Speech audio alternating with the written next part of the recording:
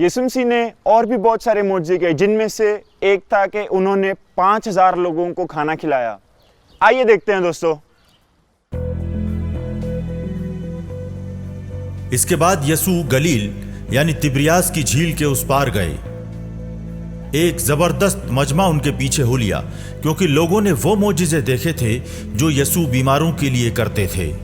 یسوع پہاڑ پر چڑھے اور وہاں اپنے شاگردوں کے ساتھ بیٹھ گئے۔ یہودیوں کا تہوار فسح قریب تھا۔ یسوع نے اپنی آنکھیں اٹھائیں اور دیکھا ایک زبردست مجمع ان کی جانب آ رہا ہے۔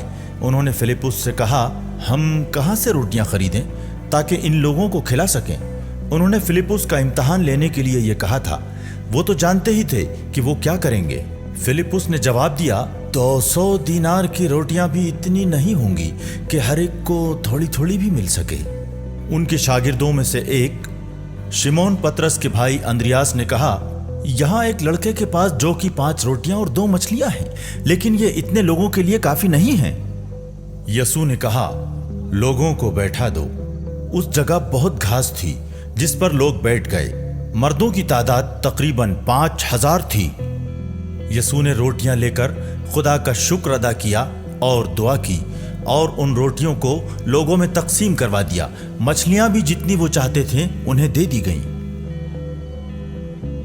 جب سب لوگ سیر ہو کر کھا چکے، یسوع نے اپنے شاگردوں سے کہا، بچے ہوئے ٹکڑے جمع کر لو تاکہ کچھ بھی ضائع نہ ہو۔